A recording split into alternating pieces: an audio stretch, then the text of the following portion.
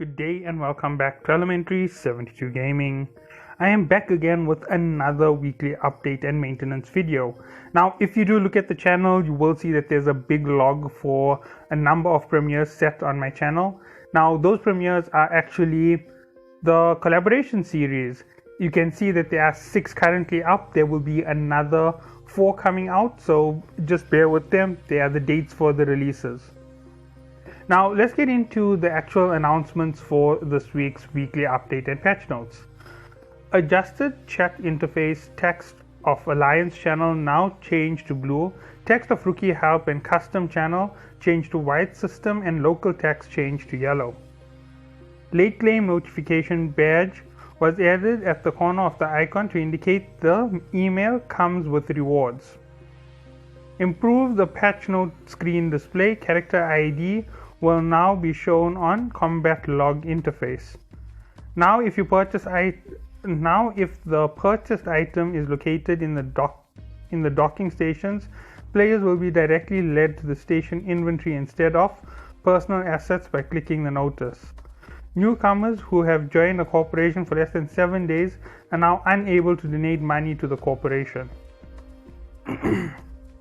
Okay, fixes. Fix the bug that when withdrawing is from corporation, the duration shown in the trade lock confirmation interface may not be consistent with the actual duration. Fix an issue where the number of Guardian Gala decoders was shown incorrectly after switching accounts. Correct the name and description in the insurance point tip. Fix an issue where personal assets can be initiated for delivery even when the player has the permission to dock at a citadel. Normal assets can only be delivered when one no longer has permission to dock. Okay, so let's go over everything that came out with this patch. So is there anything big at the moment? No, there's nothing really all that large. They just allowed for chats to be more noticeable. Now, by it being more noticeable, that means that you can understand who is talking. Instead of just getting white text from all the channels, you now get white text only from the custom and from the help channel, the rookie help channel. So for all the custom channels, you get white text. For all fleets, you get purple text. For all alliance, you get green text. And for all, for all alliance, you get blue text. And for all corporation, you get green text. Text. Right now, all of this here in turn allows you to differentiate what you are seeing, who's asking for help, who's talking, where the request is being made. So if it's private, it doesn't go to the whole corporation. If it's big information, which is meant for everybody, you're making sure that you got it on the right tab. If your writing shows up blue, if it shows up green, then you know you hit it in the wrong tab. You can always go and change it. Now, beyond all of this, why are these small little cosmetic, basically they are cosmetic, why are they so important? Well, number one, the trade lock time and the misinformation means that people didn't know when they were receiving their funds. It caused SRPs and everybody who took advantage of the insurance system to really struggle to get things settled. So that is one of the reasons why this is so important to have for that particular system. Okay, now the late claim notification, I don't understand what it means. I know that late claims you get 3 for every Omega duo that you set. So 3 times you can claim late prizes. I'm not sure exactly on what type of limitations are involved. So we'll have to find out with time.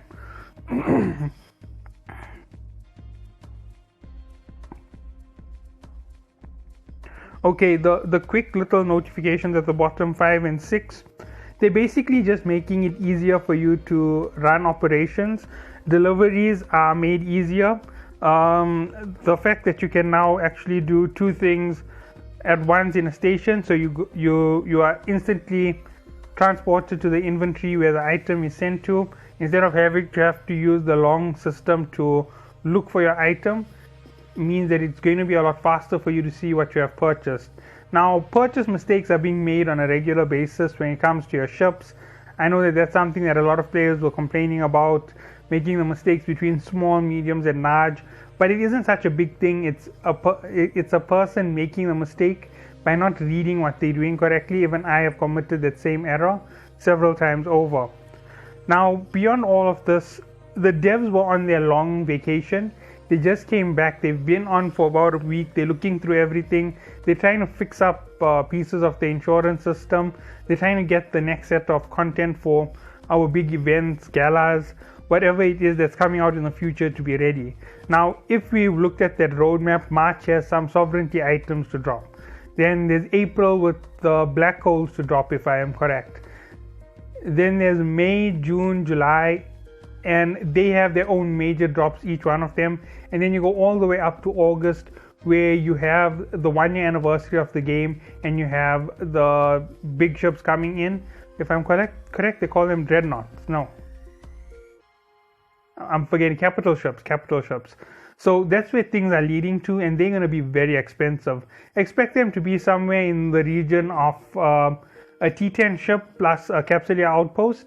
I'm expecting that to be the range of it, so about 24 to 25 billion per one of those ships. It would make sense for them to be that expensive because they're basically a hybrid state between a station and a ship. So you'll be able to dock ships in there, and you'll be able to fly it around and fight with it. Obviously, there are limits to it. It can't be used in high sec. So you aren't going to be able to drag it into high sec to just finish off missions as easy as 1, 2, 3. So that is one of the catches with this dreadnoughts. They're only going to be found in in null sec.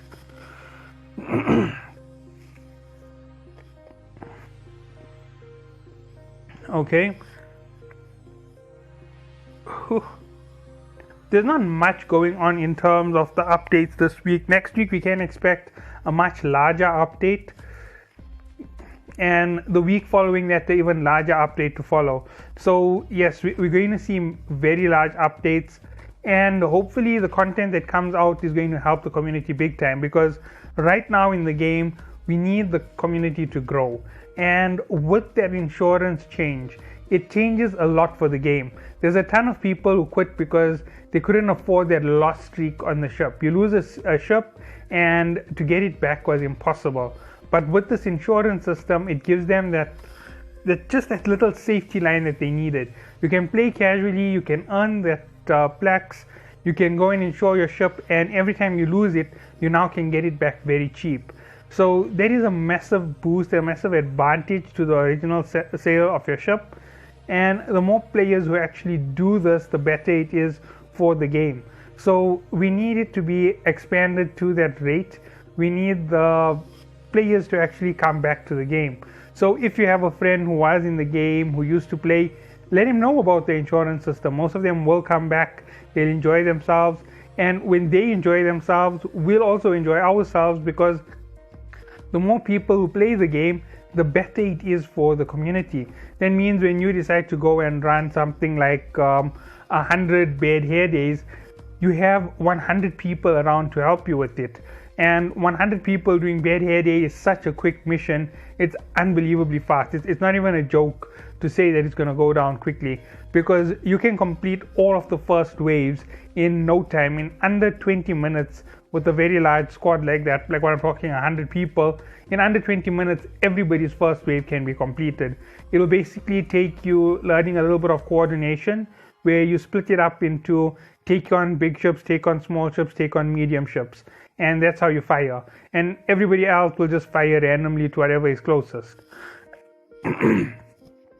Now that will slow you down slightly, but it will effectively pull up the time that it takes for you to clear those missions.